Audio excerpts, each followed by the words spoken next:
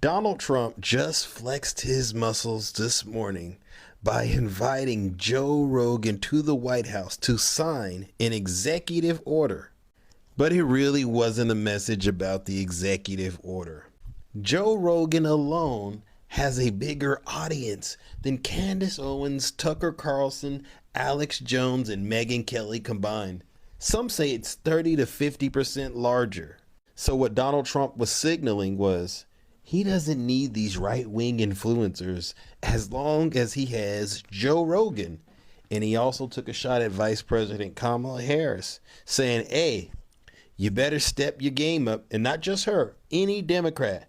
You better step your game up because he still has the same reach.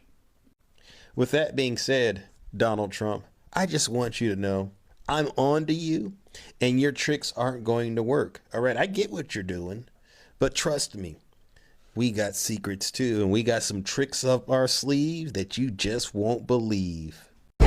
Trump has tried to excommunicate other podcasters from the MAGA coalition. He has attacked Tucker Carlson, attacked Megyn Kelly, but he has not attacked Rogan. Instead, there they were together today. So here's some of what Rogan... Immediately, Joe Rogan appeared at the White House. A lot of people are not happy with that. When you take a look at a tweet like this, Joe Rogan is standing behind President Trump in the Oval Office right now for the signing of the executive order after trash-talking President Trump. Last week, Rogan is very opportunistic, rich, successful, but very opportunistic and not exactly an ally to President Trump. It would be nice if Rogan refrained from speaking badly about President Trump on his podcast. If you go through the comment sections, you realize a lot of people are not happy with what this girl said. Yeah, because Trump is a president. Everyone should have opinion. There are certain things he would do that you don't like. You should be able to speak up. That's actually okay. Yeah, okay. Everything Trump is doing, everybody should just be appreciating or speaking nice about it. I don't get it. Why some people believe that criticizing certain policies is a big issue. Joe Rogan, to me, he acted nicely because going to the White House after criticizing some of his policies should not be something you have to carry onto your head. Trump, some information. We have a gigantic opiate problem in this country, obviously. In 2024, more than 80,000 people have overdoses. It's a horrible number. And there's more than 5 million people that are addicted to opiates right now in this country.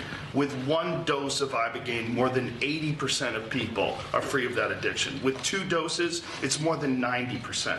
I sent him that information. The text message came back, sounds great. Do you want FDA approval? Let's do it. It was literally that quick. Illegal not because they're harmful, they're illegal because of the 1970 Controlled Substances Act that was passed by the Richard Nixon administration. They did it to target the civil rights movement and the anti-women. It's not because harm people. And for 56 years, we've lived under those terrible conditions. We're free of that now. We're free of that now. Thanks to all these people that we see next to me, and thanks to President Trump. We've got 3 attributes that we're working with here. This is a revolutionary opportunity for us because Ibogaine does 3 things. I would explain the physiology in terms of the way in which it literally, within 48 hours, will resolve physiological substance dependence for 80% of folks who take it but one time. That goes to 97% when they do it with a booster dose.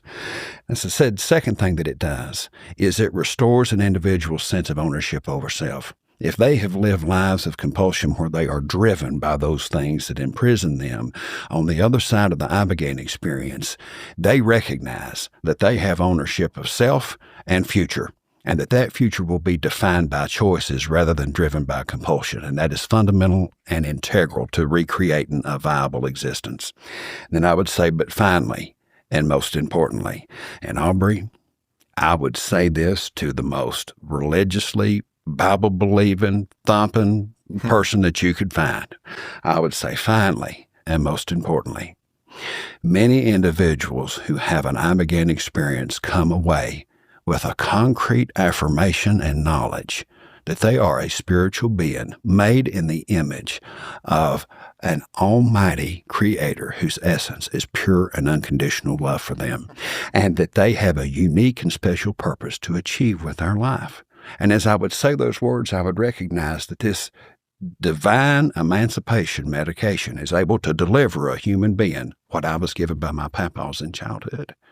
Ibogaine has the unique ability to restore the brain's dopamine and serotonin production to its pre-opioid exposure levels within 36 to 48 hours, thereby fully resolving physiological opioid dependence with a single administration for 80% of individuals. Yes. If you take a look at how Democrats are reacting to this, you can clearly see that there is nothing that Trump would do these people will appreciate. I see some saying, this pack I like this, but Joe Rogan, I cannot listen to Joe Rogan again because he wake up at some point, criticize Trump, then he's still standing behind Trump. Oh, no, no, no, no, no. We should not listen to Joe Rogan again.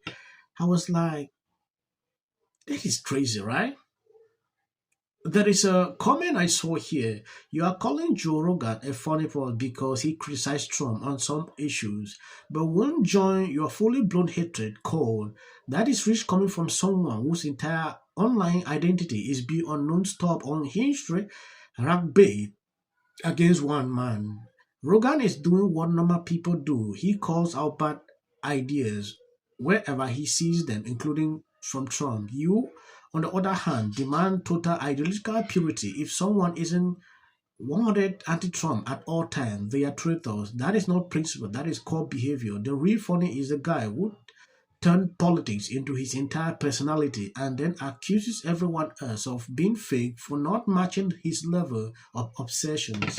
Beautiful. Donald Trump just flexed his muscles this morning by inviting Joe Rogan to the White House to sign an executive order. But it really wasn't a message about the executive order, even though Rogan gets behind that. The reason he had Joe Rogan show up is because he is sending a shot across the bow to Democrats and Candace Owens, Tucker Carlson, Megyn Kelly, and Alex. But I like him anyway. I think all of this speaks to Joe Rogan's unique power and his unique platform. He's not as clearly, obviously, always political as the other podcasters I mentioned earlier. He's more entertaining. He appeals to a broader audience. Yesterday, I was speaking at a journalism conference at Ole Miss, and the researchers there commissioned a study into who Americans trust in the media. And of all the names, of all the news influencers, Rogan's name was number one. It really speaks to his unique power, and maybe President Trump feels it's best to keep Rogan close. We're going to end here. As of the short clips at the end, that is from White Everton. You can always skip. I'm in support of that. Minutes until the First Lady brought them back with her surprise statement last week. How does this benefit? I'm an actor. Creative content. Why are you not looking forward to the White House fight? Well, it's kind of a gimmick. I have 300. Be the greatest card of all time. And it's just going to be a security nightmare. That's true. You're on the